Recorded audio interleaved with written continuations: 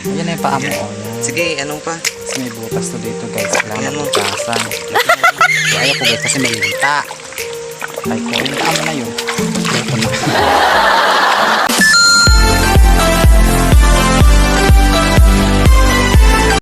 So hi guys, for this video samahan nyo kami, pupunta kami ni Jowa sa fish pond. At yun nga guys, kaya napasugod kami dito ni Jowa guys kasi may bibili sa amin guys yung similya guys ng tilapia. Oo guys, similya, yung mga bibi ng tilapia guys, may bibili ng work of 400 pesos lang naman siya guys. Kasi guys, ang totoo guys, mas marami yung similya niya guys kaysa malalaki guys. Kasi noong nakaraan guys, nag-harvest din kami dito. Nangyari guys, puro na siya mga damo, kangkong.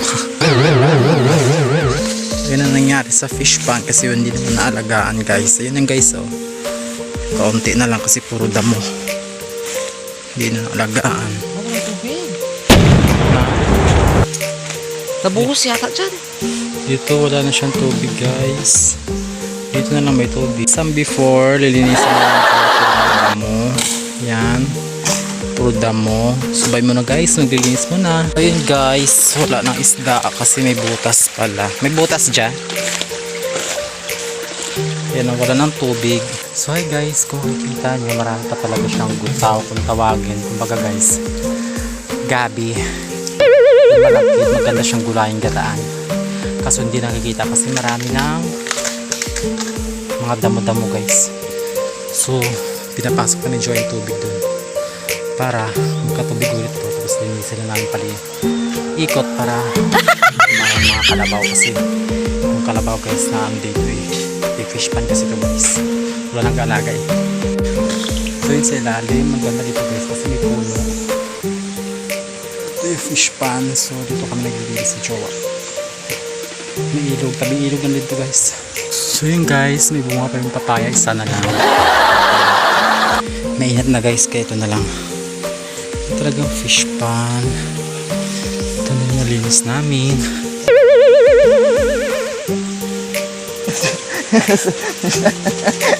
Hindi paligo yan. Siga. Sabal.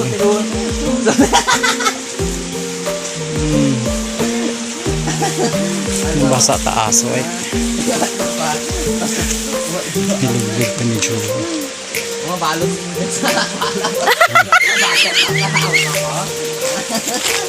Kapalahin ka niya. Binasa mo daw siya. Kaya na naman, nangangagat na naman yan. Hamtik. Yan guys, ang dami nila guys. So, ayaw ko guys. Ayun, yan, dami. Nilalagyan nila ng kalabaw guys. May tilapia pa dito guys. Alam nyo ba guys, sa fish pan na ito, pinagpunan pa namin ito ni Jowa sa Manila pa sa burger. Nakinabangan. Meron din naman guys, dalawang harvest din naman ata. Yun lang. Kaunti na naman yan. Ng kamay mo, kaya para niya guys, paano ang haba ng kuko niya, hindi niya ng kamay niya kasi guys, yung tubig galing doon, kailangan lilipat siya papunta doon guys. Kasi dito yung mas may malalaki guys, dito kasi guys nawala ng tubig, kalaw ka.